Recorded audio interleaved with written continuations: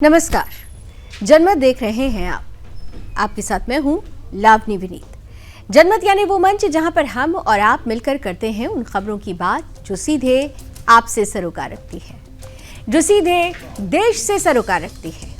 और जब हम देश से सरोकार रखने वाली खबरों की बात करते हैं तो उसमें छिपी होती है राष्ट्र सर्वोपरि की भावना।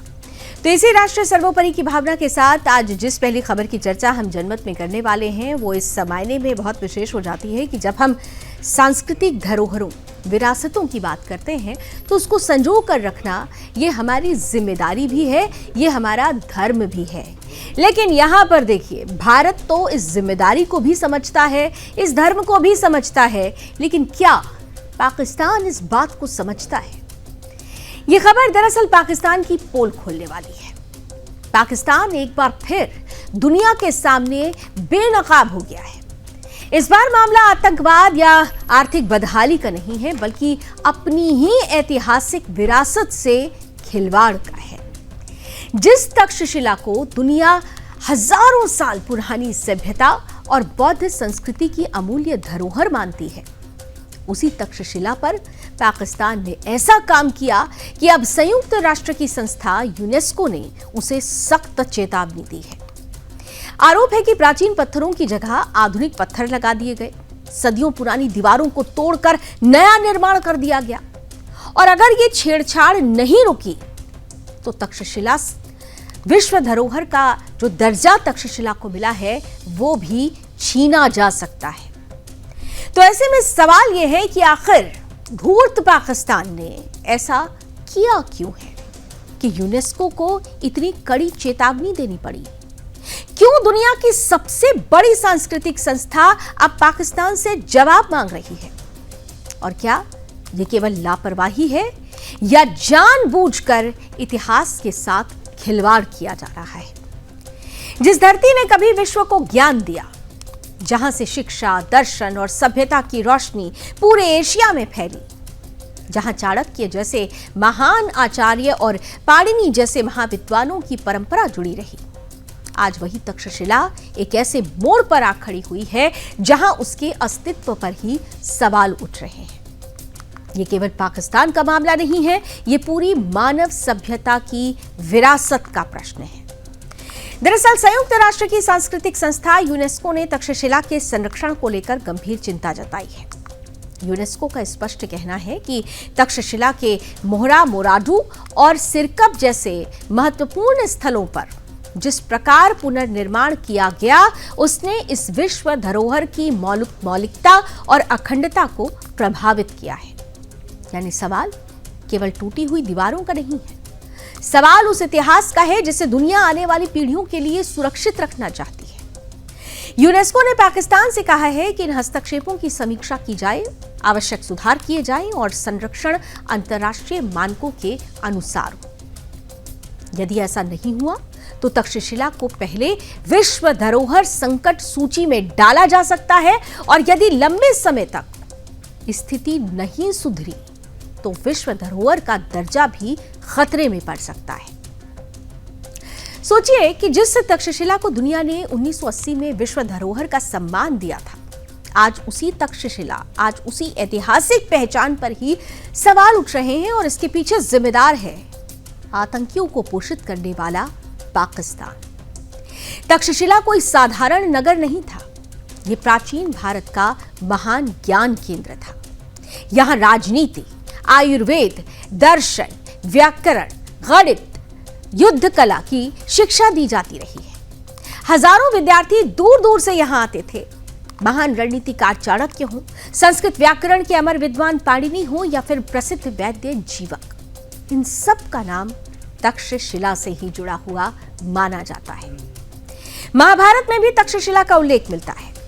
परंपरा कहती है कि इसका नाम भरत के पुत्र तक्ष के नाम पर पड़ा, और ये गांधार महाजनपद की राजधानी हुआ करती थी और मौर्य, इंडो ग्रीक और कुषाण सभ्यताओं की साक्षी भी बनी। आज भी यहां धर्म राज्य का स्तूप, सिरकप, सिरसुख, मोहरा मोराडू, जौलिया मठ और भीड़ टीला जैसे अनमोल पुरातात्विक अवशेष मौजूद हैं। लेकिन अब सबसे बड़ा प्रश्न यह है कि क्या पाकिस्तान इस विश्व धरोहर की रक्षा उसी गंभीरता से कर पा रहा है जिसकी अपेक्षा यूनेस्को करता है? क्योंकि जब कोई स्थल विश्व धरोहर घोषित होता है तब संबंधित देश की जिम्मेदारी केवल उसकी सुरक्षा करना नहीं होती है, बल्कि ये सुनिश्चित करना भी होता है कि संरक्षण कार्य वैज्ञानिक मानकों के अनुरूप हो रहा है या नहीं, मूल स्वरूप से आखिर कोई समझौता तो नहीं हो रहा है। और यहां पर दोनों ही चीज संदेह के घेरे में है। यूनेस्को की आपत्ति यही है कि संरक्षण के नाम पर किए गए कुछ कार्यों ने मूल ऐतिहासिक स्वरूप को प्रभावित किया है। ये वही काम हो रहा है जैसा मुगलों ने किया था। मुगल आए और जो हमारी भारतीय परंपरा, हमारी जो विरासत रहा करती थी, उस पर जानबूझकर अपनी छाप छोड़ने की कोशिश की गई। और पाकिस्तान में भी, नापाक पाकिस्तान में भी कुछ ऐसा ही हो रहा है। क्योंकि तक्षशिला, जब हम अखंड भारत की बात करते हैं तो तक्षशिला मूल रहा है शिक्षा का। तक्षशिला और नालंदा का जिक्र हर जगह हम सुनते हैं, लेकिन उसी तक्षशिला के साथ, उसी ऐतिहासिक धरोहर के साथ पाकिस्तान में छेड़छाड़ हुई है। यही वो बिंदु है जहां पाकिस्तान से जवाब भी मांगा जा रहा है। आखिर क्यों ऐसी स्थिति बनी कि यूनेस्को को चेतावनी देनी पड़ी? क्यों दुनिया की साझा विरासत को खतरे में विश्व धरोहर सूची में डालने की नौबत आ गई है? क्या संरक्षण की प्रक्रिया में विशेषज्ञों की सलाह का पूरी तरह से पाकिस्तान ने पालन नहीं किया? क्या पुरातात्विक मानकों से कोई समझौता हुआ है? इन तमाम सवालों का जवाब पाकिस्तान को देना होगा, क्योंकि विश्व धरोहर किसी एक देश की संपत्ति नहीं होती, वो पूरी मानव सभ्यता की धरोहर होती है। तक्षशिला सीमाओं से कहीं बड़ी पहचान रखता है। यह भारतीय उपमहाद्वीप के साझा इतिहास, बौद्ध विरासत, शिक्षा, संस्कृति और ज्ञान की अमूल्य निशानी है। यदि दुनिया आज इसकी चिंता जता रही है तो उसका कारण केवल एक स्मारक नहीं, बल्कि हजारों वर्षों का इतिहास है। आज आवश्यकता इस बात को सुनिश्चित करने की है कि तक्षशिला का मूल स्वरूप सुरक्षित रहे और आने वाली पीढ़ियां उसी इतिहास को देख सकें जो वास्तव में अस्तित्व में था। क्योंकि विरासत होती है तो केवल पत्थर नहीं टूटते, सभ्यता की स्मृति कमजोर होती है। और यही कारण है कि तक्षशिला का संरक्षण केवल पाकिस्तान की जिम्मेदारी नहीं, बल्कि पूरी दुनिया की चिंता का विषय है। और इन सब के बीच सबसे बड़ा सवाल यही है कि क्या कोई राष्ट्र जो दशकों से आतंकवाद को लेकर अंतर्राष्ट्रीय मंचों पर सवालों के घेरे में रहा हो और जो आज भी आतंकियों को पनाह दे रहा हो, जो आज गंभीर आर्थिक संकट से जूझ रहा हो, बढ़ते कर्ज और विकास संबंधी चुनौतियों से जूझ रहा हो, वो अपनी धरती पर मौजूद विश्व की अमूल्य सांस्कृतिक धरोहरों के संरक्षण को सर्वोच्च प्राथमिकता क्यों नहीं दे पा रहा है? तक्षशिला केवल पत्थरों का ढांचा नहीं है, यह हजारों वर्षों की सभ्यता, ज्ञान, संस्कृति और इतिहास की जीवित पहचान है। विश्व धरोहर का अर्थ केवल स्मारक की सुरक्षा नहीं, बल्कि मानव सभ्यता की स्मृतियों की रक्षा करना है। आज दुनिया पाकिस्तान से यह पूछ रही है कि क्या वो इस ऐतिहासिक जिम्मेदारी को निभाने के लिए तैयार है? क्या वो अल्पकालिक सोच से ऊपर उठकर अपनी धरती पर मौजूद उस विरासत को बचा पाएगा जिस पर पूरी मानवता का अधिकार है? क्योंकि विश्व धरोहर का सम्मान केवल सूची में नाम दर्ज होने से नहीं मिलता, बल्कि उसे आने वाली पीढ़ियों के लिए उसी मूल स्वरूप में सुरक्षित रखने से मिलता है। तक्षशिला का भविष्य अब केवल पाकिस्तान की परीक्षा नहीं है, बल्कि यह भी तय करेगा कि इतिहास के प्रति पाकिस्तान की प्रतिबद्धता आखिर कितनी गंभीर है।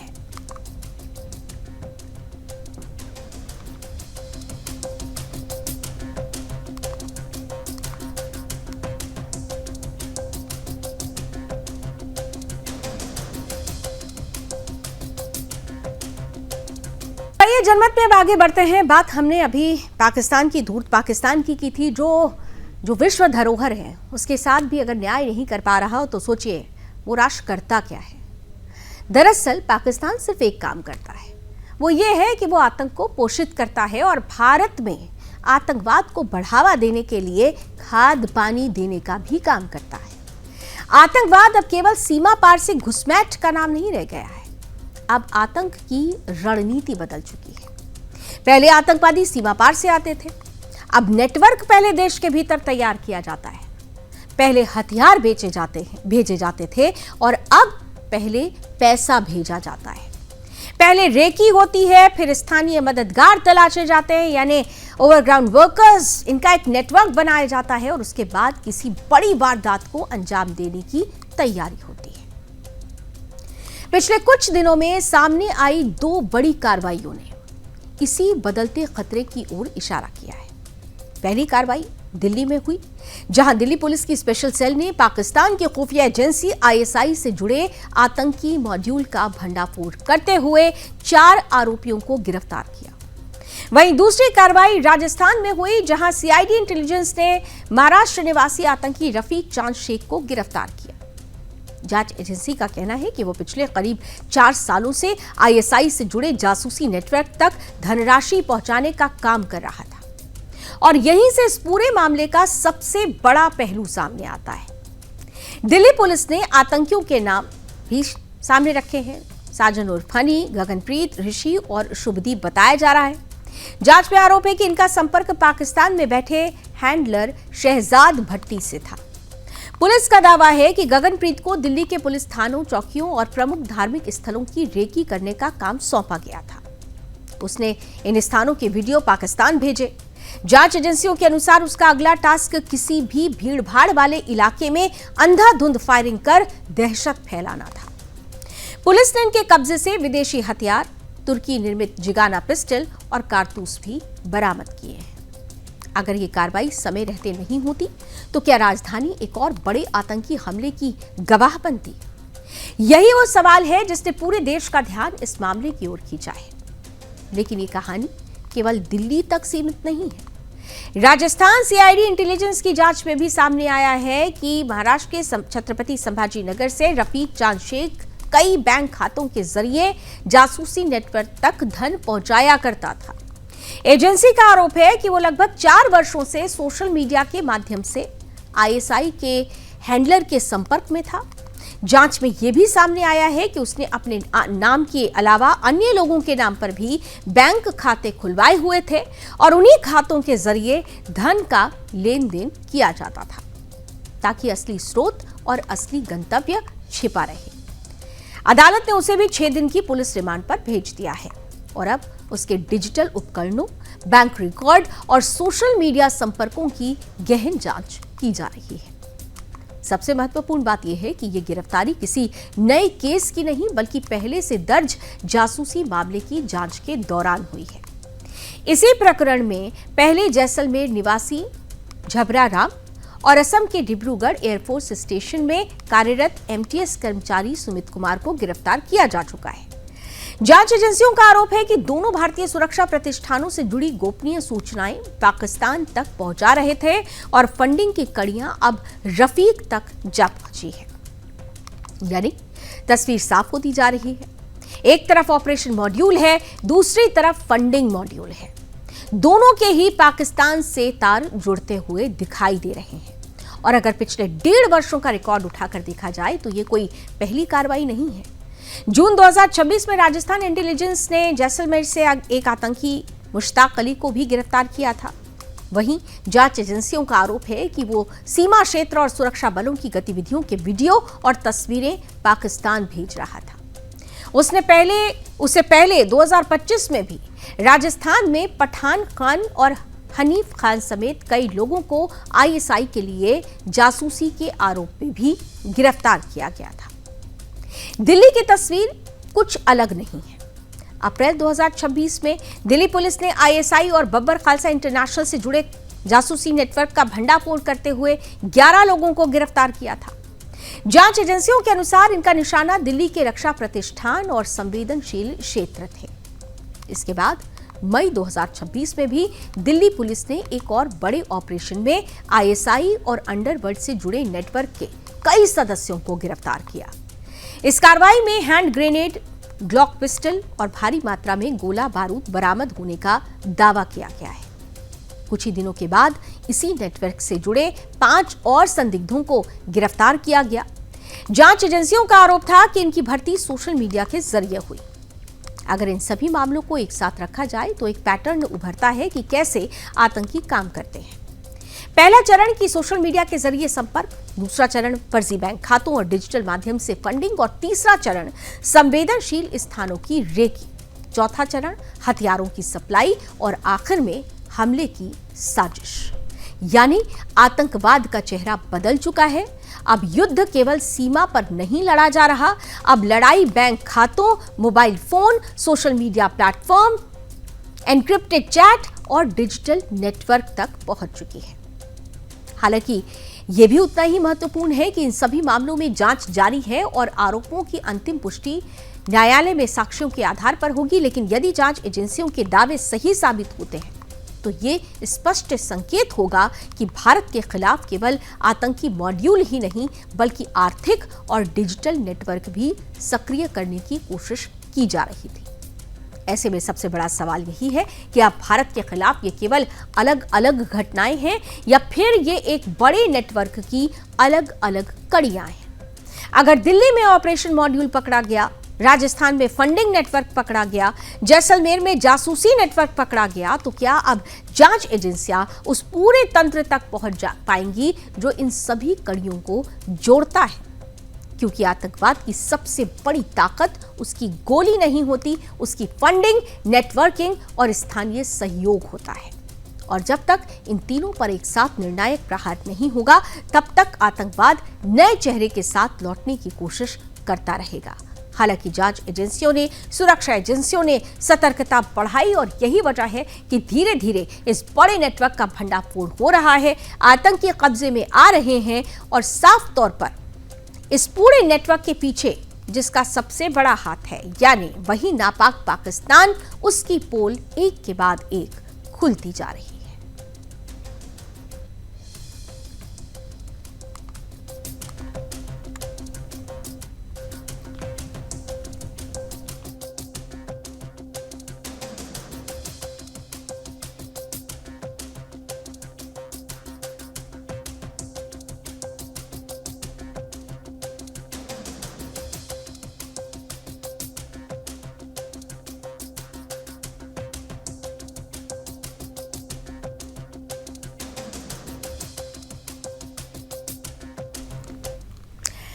और आइए अब बात कर लेते हैं उन जयकारों की जो अब चारों तरफ गूंज रहे हैं। बाबा बर्फानी के जयकार, बाबा बर्फानी के जयकारों और हर हर महादेव और बम बम भोले के गगनभेदी उद्घोष के बीच आस्था की सबसे कठिन और पवित्र यात्राओं में से एक श्री अमरनाथ यात्रा 2026 का शुभारंभ हो चुका है।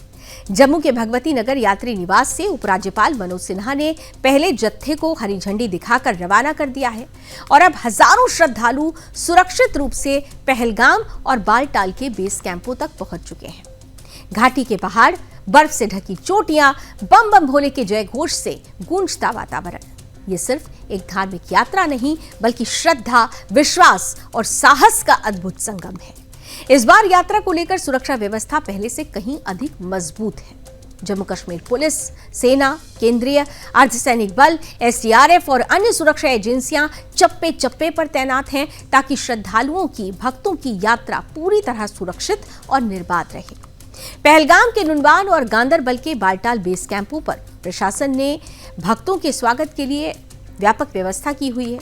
रहने की व्यवस्था, भोजन की चिकित्सा सुविधाएं, साफ सफाई और परिवहन जैसी सभी आवश्यक सेवाओं को सुदृढ़ किया गया है।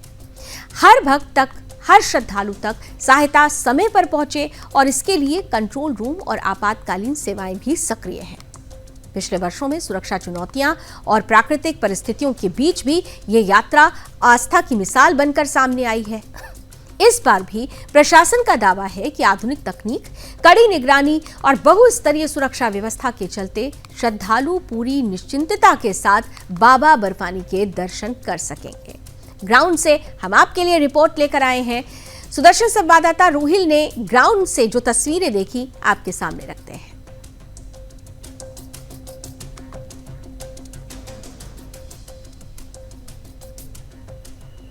अमरनाथ यात्रा 2026 का शुभारंभ हो चुका है और जम्मू कश्मीर के उपराज्यपाल ने आज सुबह ही जम्मू के भगवती नगर बेस कैंप से यात्रियों के पहले जत्थे को हरी झंडी दिखाकर रवाना कर दिया है। इस बीच यात्रियों का पहला जत्था कश्मीर घाटी पहुंच गया है। इस वक्त हमारी उपस्थिति नुनवन बेस कैंप के बाहर है और आप देख सकते हैं तस्वीरों के जरिए यात्रियों में काफी ज्यादा जोश है। मैडम कहाँ से? हम है गुजरात से, सूरत से और आ गए हैं हम अमरनाथ यात्रा में। कॉन्वे से आए, बहुत ही अच्छी सुविधा, बहुत ही अच्छी तैयारी और ये यात्रा हो रही है कल से शुरू और आज ये भव्य आगमन हो गया है। हमारा स्वागत किया गया है विधायक द्वारा। अब मुझे लगता है कि हम बहुत ही सही जगह, बहुत ही प्यारे धाम पधार चुके हैं। किस तरीके की व्यवस्थाएं रास्ते में बहुत आपको ही मिली? शानदार, कोई भी अड़चन नहीं है भक्तों को और बहुत ही आनंदमय उत्साह के साथ हमें कॉन्वे के संग जुड़ते हुए लगा कि हम बाबा के दरबार पहुंच रहे हैं। Thank you ma'am. आप कहाँ से हो? हम भी सेम ही है, गुजरात, सूरत से ही है। गुजरात से हाँ। पहली बार यात्रा हो रही नहीं, है? ये मेरे 9 साल है, मैं हर बार आती हूँ। अच्छा, हर बार तो रास्ते में कोई दिक्कत नहीं, कोई। आप यहाँ पे सेफ है, कश्मीर में सेफ है, कश्मीर के लोग भी सेफ है, यहाँ के लोकल लोग भी सेफ, मतलब सही है, यहाँ के कोई खतरा नहीं है, आप आ सकते हो। और कश्मीरी लोग भी सही है, कश्मीरी लोग बहुत अच्छे हैं, इन पे ट्रस्ट कर सकते हैं। यात्रा करो, हर हर महादेव। तो सुविधाएं कैसी थी? सुविधा बहुत अच्छी थी, बहुत सुरक्षा सारी, व्यवस्था पूरी सुरक्षा के साथ पहुँचे हैं। हाँ। धन्यवाद। तो ये देख सकते हैं आप यात्रियों में काफी ज्यादा जोश, काफी ज्यादा उत्साह देखने को मिल रहा है और पहले जत्थे में शामिल हुए हैं उसको लेकर भी काफी ज्यादा खुशी देखने को मिल रही है। बाबा जी कहाँ से? हम उत्तर प्रदेश मथुरा वृंदावन से आए हैं। और पहली बार यात्रा हो रही है? नहीं, 2-3 बार आए, आते रहते हैं। आज पहले जत्थे में शामिल हो रहे हैं जी, बहुत आनंद आ रहा है। आप सबके लिए बहुत बहुत धन्यवाद। ऐसे आप लोग सेवा करते रहे, यही सबसे बड़ा धन्यवाद है। बाबा बर्फानी जी जय हो। भूखे तो अन्न, प्यासे तो पानी। जय बाबा बर्फानी। व्यवस्थाएं कैसी रही? व्यवस्था सब अच्छी है, बहुत सुंदर। ऐसे बनाए रखिए व्यवस्था।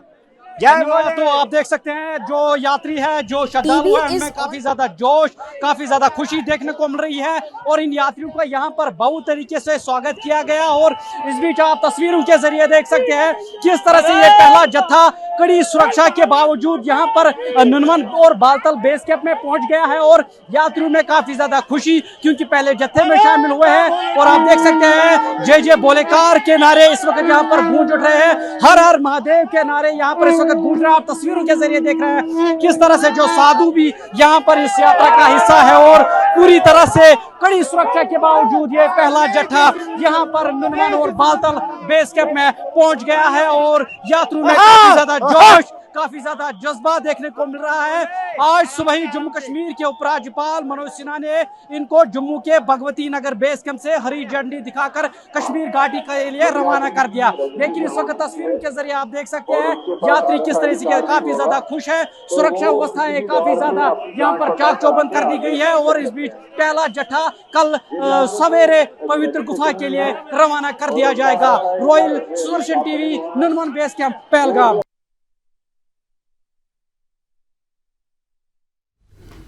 तो बम बम बोले कि गुंजायमान ये जो कहना चाहिए कि सीधे सीधे बम बम बोले कि जो नारों से गुंजायमान ये घाटी है, ये बता रही है कि इस बार कितने जोश के साथ, कितने उत्साह के साथ, उमंग के साथ श्रद्धालु निकल पड़े हैं, क्योंकि उन्हें अपनी देश की सुरक्षा एजेंसियों पर, अपनी सेना पर विश्वास है, भगवान भोलेनाथ के आशीर्वाद पर, उनके आशीर्वाद पर विश्वास है। और यही वजह है कि सुरक्षात्मक दृष्टिकोण से जो चक्र बनाया गया है उसको भी और व्यवस्था के रूप में भी जो तैयारियां की गई हैं उसे भी देखते हुए कहा जा रहा है कि इस बार इस यात्रा के दौरान बाबा भोलेनाथ का दर्शन जो करने वाले श्रद्धालु हैं वो पिछले कई सालों का रिकॉर्ड तोड़ने वाले हैं। बात अब देश की आर्थिक राजधानी मुंबई की, जो इस समय मौसम के ऐसे डबल अटैक के बीच खड़ी है, जहां एक तरफ लगातार मूसलाधार बारिश हो रही है और दूसरी तरफ अरब सागर में हाई टाइड की ऊंची लहरें शहर की मुश्किलें और बढ़ा रही हैं। और ऐसे में सवाल उठ रहा है कि क्या मुंबई इस बार डूब जाएगी? दरअसल भारतीय मौसम विभाग यानी आईएमडी ने साफ चेतावनी जारी की है कि आने वाले घंटों में स्थिति और गंभीर हो सकती है।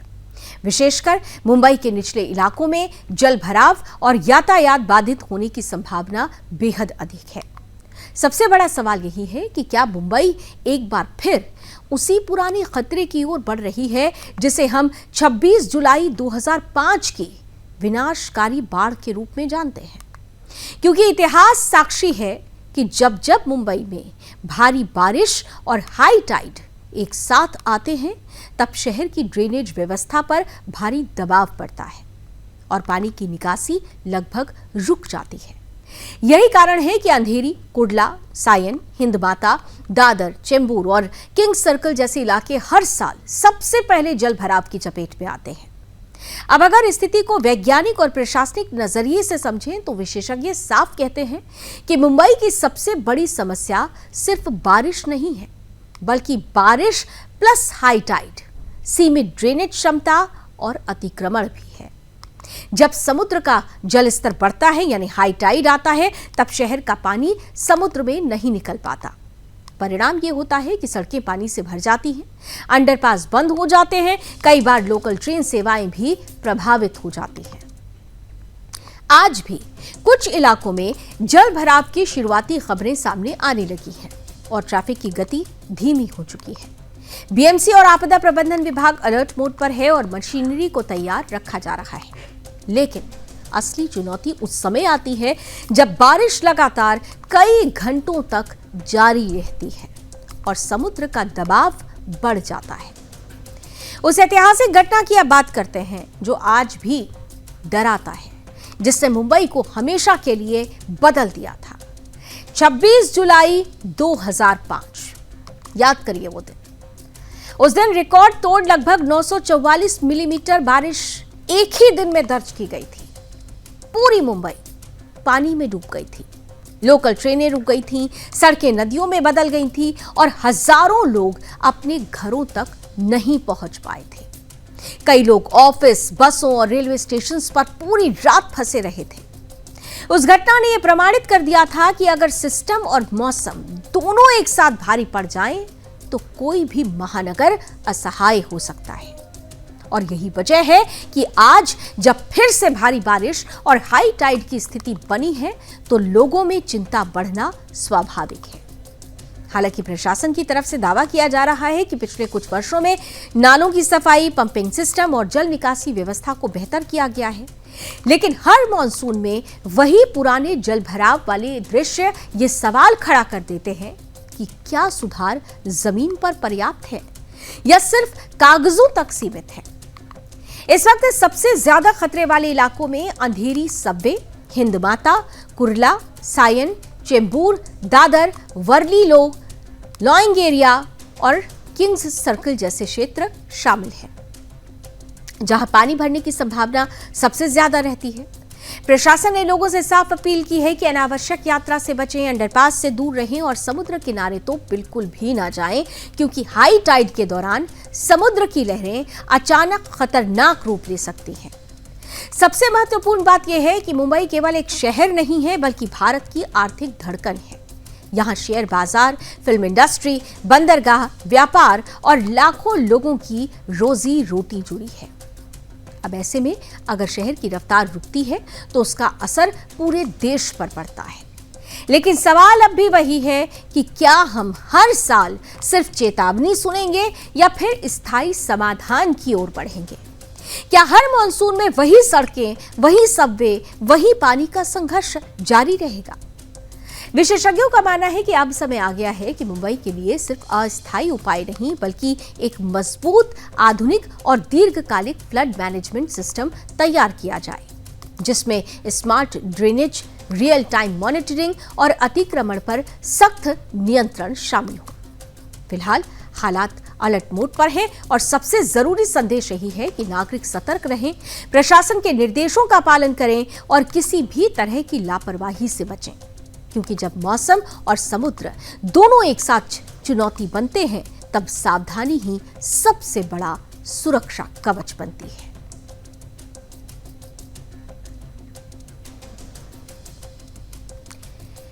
तो तस्वीरें भी आपके सामने रख रहे हैं। पनवेल हो, मरीन ड्राइव हो या मुंबई कोस्टल रोड हो, हर जगह सड़कें सिर्फ और सिर्फ पानी में ही डूबी हुई नजर आ रही हैं। जनजीवन प्रभावित होना शुरू हो चुका है। हालात ये हैं कि यहाँ पर ना रुकने वाली बारिश ने लोगों की चिंता बढ़ा दी है। इस कदर बारिश हो रही है कि जल जमाव से कई जगहों पर यात्रा बाधित हो रही है, लंबा ट्रैफिक जाम लग रहा है, लोगों को घर दफ्तर पहुंचने में देरी हो रही है और ऐसे में इंद्रदेव से केवल यही प्रार्थना है कि इस बार बारिश इतनी ना हो कि साल 2005 वाली कहानी दोहर जाए।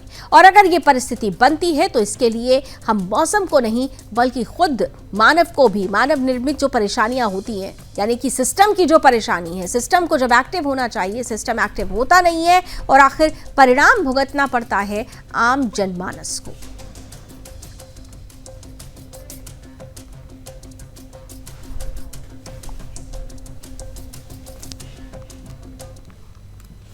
और चलिए इन्हीं तस्वीरों के साथ जनमत के इस सफर को आज यहीं रोकते हैं, लेकिन देश और दुनिया की तमाम खबरों के लिए आप जुड़े रहिए सुदर्शन न्यूज के साथ। जय हिंद।